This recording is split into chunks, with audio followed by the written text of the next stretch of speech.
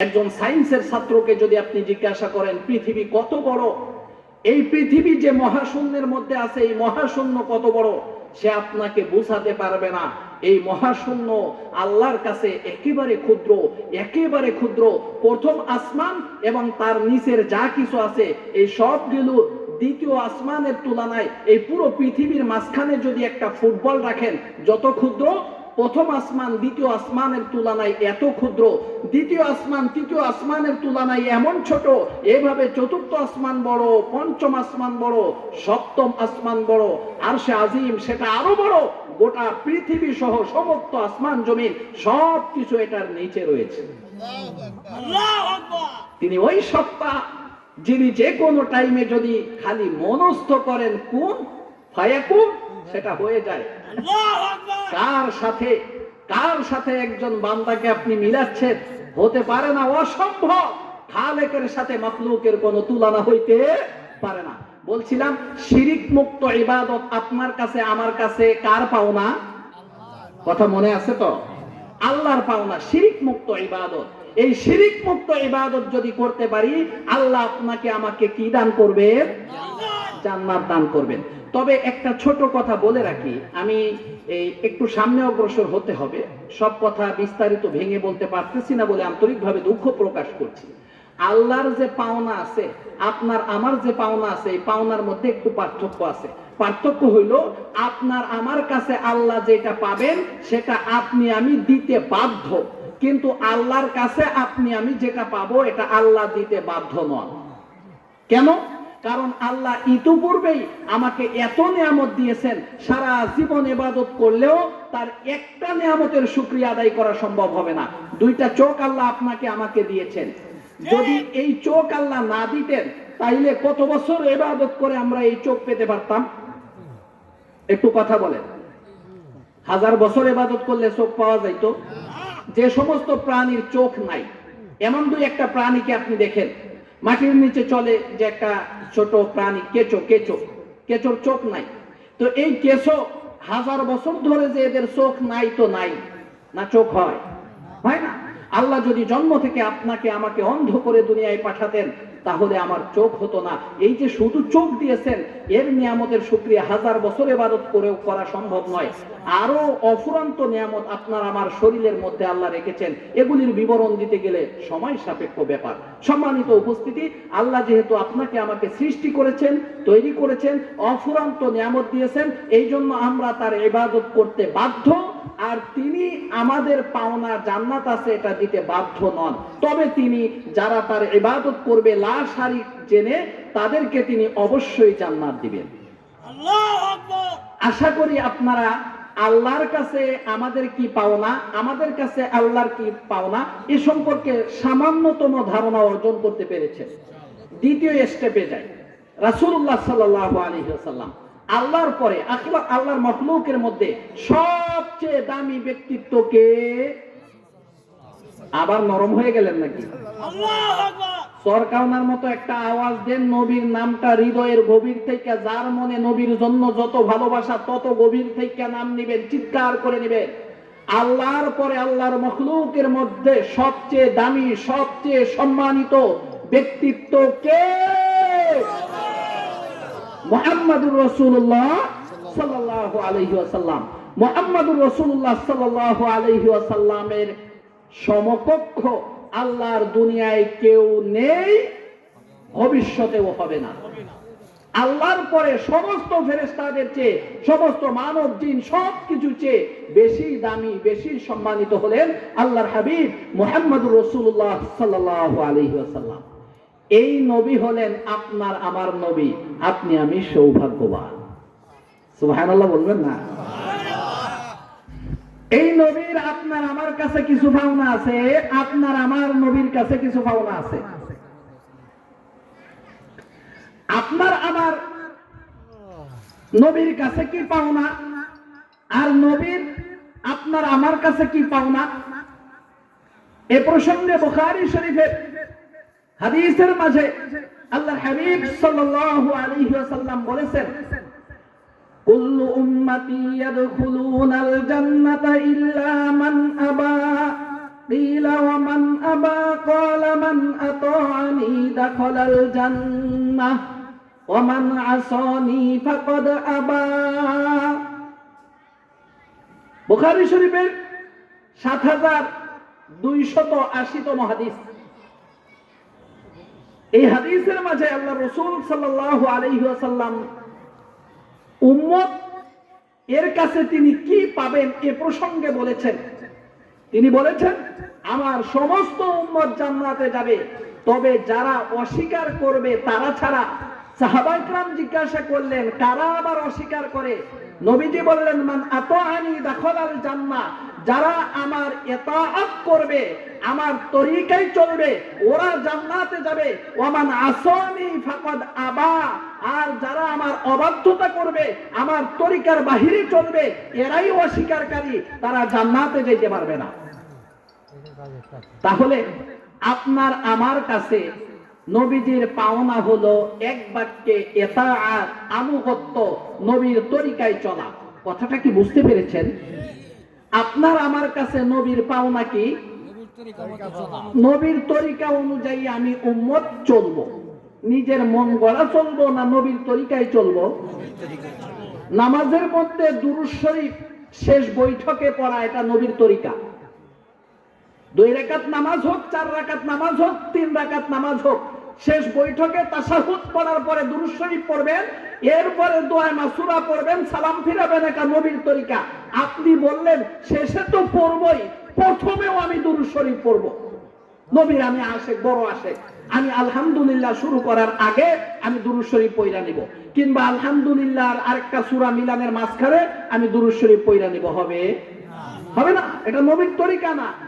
আপনার মন গড়া মতো আপনি কিছু করতে পারবেন না, আমার মন গড়া মতো আমি কিছু করতে পারবো না।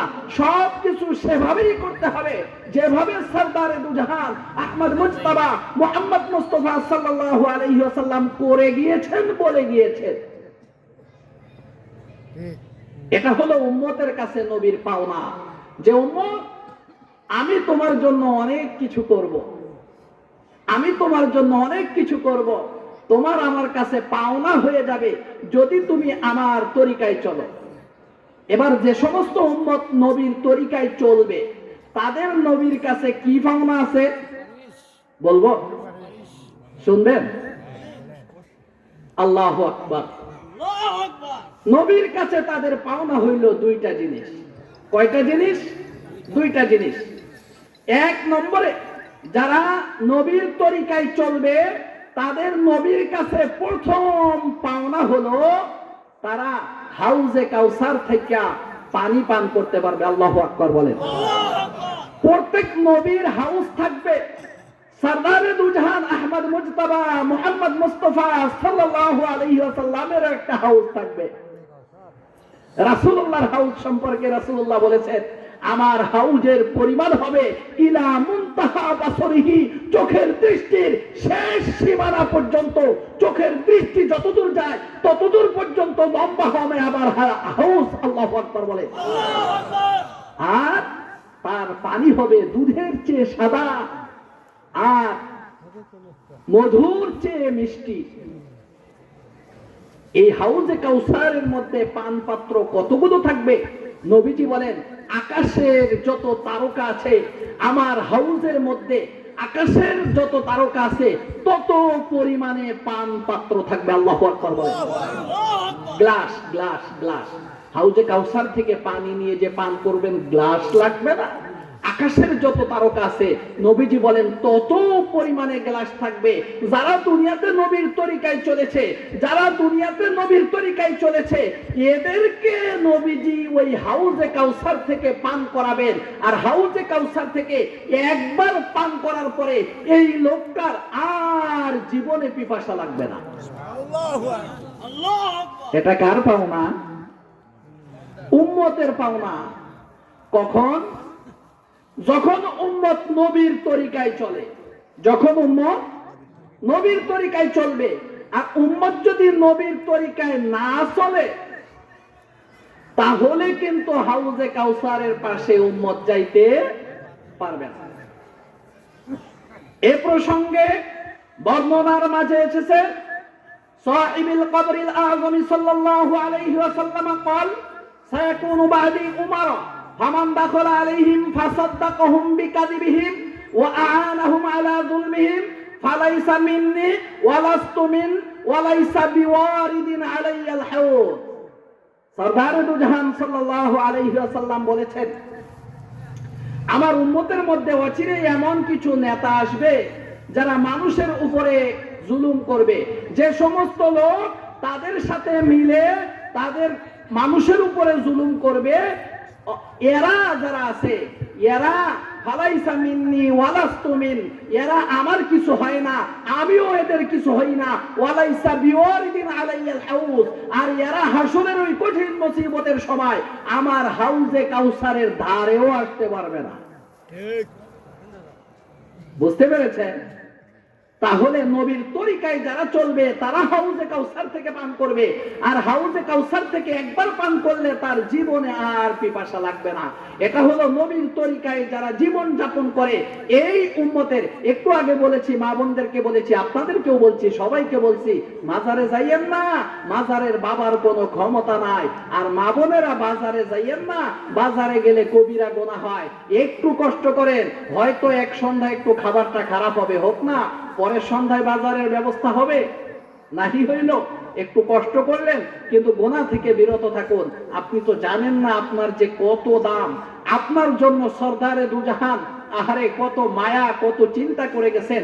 জিবরিল ফেরেশতা এসেছেন, ইয়া রাসূলুল্লাহ, আল্লাহ আমাকে অপশন দিয়ে পাঠিয়েছেন, ইচ্ছা করলে আপনার উম্মতের অর্ধেক বিনা হিসেবে জান্নাতে যাবে, আপনি এটা নিতে পারেন, অথবা আপনাকে সুপারিশ করার ক্ষমতা দেওয়া হবে, ওইটা নিতে পারেন। নবীজি বললেন, দেখেন ভাই, যদি আমার উম্মতের অর্ধেক বিনা হিসেবে জান্নাতে যায়, বাকি অর্ধেকের কি হবে? আমাকে সুপারিশ করার ক্ষমতা দেওয়া হোক, যাতে করে আমি দেখে দেখে আমার উম্মতের জন্য সুপারিশ করে তাদেরকে জান্নাতে নিয়ে যেতে পারি। নবী আপনার চিন্তা করেন, আমার চিন্তা করেন, আর আমি নবীর চিন্তা করি না, তাহলে কি হবে? হবে না। এক সাহাবী বললেন, ইয়া রাসূলুল্লাহ, আপনি আমার জন্য সুপারিশ করবেন নি?